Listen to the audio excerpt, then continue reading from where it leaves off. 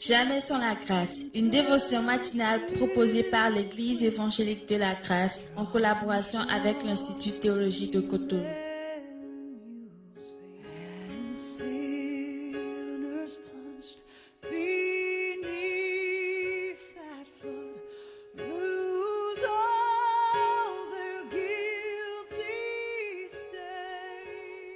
Bonjour, bienvenue dans cette nouvelle journée et cette nouvelle provision qui sera cette dévotion pour nous. Père, merci de bénir cette dévotion au nom de ton Fils Jésus-Christ. Amen. Donc la dévotion de ce matin nous amène dans l'Évangile selon Marc, le chapitre 12, versets 41 à 44, où il est écrit: Jésus s'étant assis vis-à-vis du trône, regardait comment la foule y mettait de l'argent. Plusieurs riches mettaient beaucoup. Il vint aussi une pauvre veuve et elle y mit 2 petites pièces faisant un quart de sou. Alors Jésus, ayant appelé ses disciples, leur dit: Je vous le dis en vérité, cette pauvre veuve a donné plus qu'aucun de ceux qui ont mis dans le trône. Le verset 44. Car tous ont mis de leur superflu, mais elle a mis de son nécessaire, tout ce qu'elle possédait, tout ce qu'elle avait pour vivre. Amen. Donc, un passage extraordinaire, je sais, surtout quand on lit ces passages dans le christianisme aujourd'hui, l'idée qui nous vient à l'esprit, ouais, on veut nous parler de l'argent, on veut nous dépouiller, on veut nous prendre le nécessaire. Et je sais, beaucoup de prédicateurs, malheureusement, ont utilisé ce genre de passages pour abuser des gens, pour les dépouiller, pour faire ce que Dieu n'a pas demandé de faire. Donc, attention, ne soyez pas trop sur vos gardes parce que vous avez entendu un passage comme ça ce matin.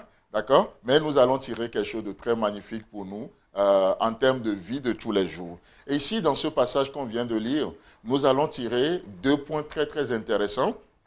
Et le défi ce matin, c'est de voir le premier point. Et demain, nous allons voir le second point.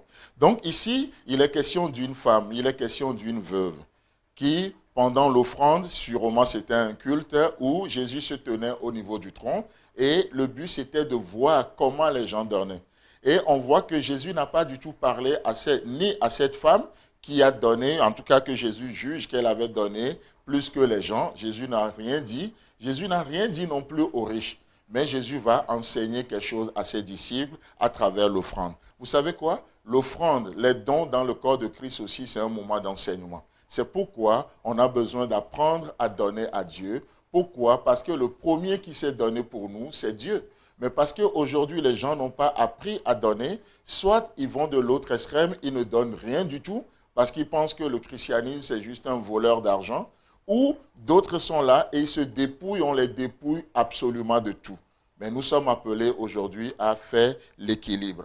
Et justement, le premier point que j'aimerais aborder avec nous ce matin, c'est quoi? C'est de voir que cette femme, elle a donné, ou elle n'a pas donné forcément, parce qu'elle avait de trop, parce qu'elle avait beaucoup de choses à donner, mais elle avait donné parce qu'elle a trouvé une bonne cause à soutenir. Et ça, c'est le point que j'aimerais voir avec vous.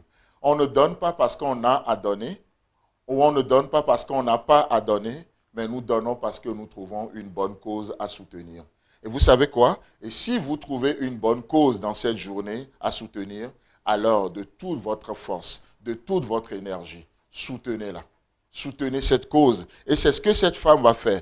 Et nous devons donner notre argent, nous donnons notre temps, nous donnons de notre énergie. Pourquoi? Parce qu'il y a une bonne cause à soutenir. Laissez-moi vous parler de quelques bonnes causes à soutenir, par exemple. Le salut des âmes, ça c'est une bonne cause à soutenir.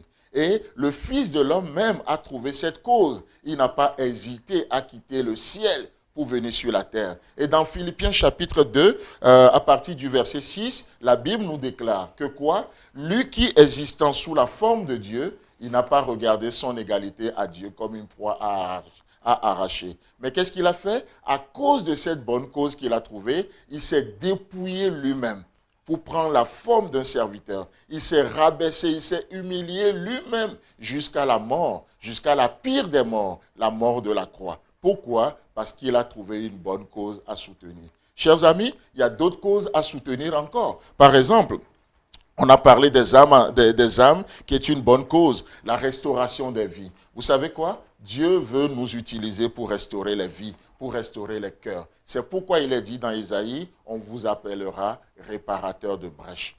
On vous appellera réparateur de brèches. Dans cette journée, Dieu veut vous utiliser pour donner de l'espoir à une vie. Il veut vous utiliser pour donner, pour restaurer une vie. Ça, c'est des causes que nous sommes appelés dans les causes dans lesquelles nous sommes appelés à nous engager. Que Christ soit formé dans les cœurs, ça, c'est une bonne cause à soutenir. Et n'est-ce pas ce que Martin Luther King a dit? Si vous trouvez une bonne cause à combattre, alors de tout votre cœur, de toute votre force, de toute votre âme, combattez-le et soutenez cette cause. Que Dieu vous bénisse ce matin. Je ne sais pas trop qu'est-ce qu'il mettra devant vous, mais sûrement il y a des bonnes causes à combattre dans cette journée. Des bonnes causes pour lesquelles plutôt nous devons combattre dans cette journée.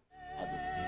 C'est tout le temps que nous avons. Si vous avez aimé cette dévotion, parlez-en à vos amis. Parlez-leur du message de la grâce et de ce qu'il fait dans vos vies. Pour un sujet de prière, une question ou plus d'informations, contactez-nous. Téléphone 64 88 35 87 ou 96 42 69 05 ou par WhatsApp au 94 75 80 20.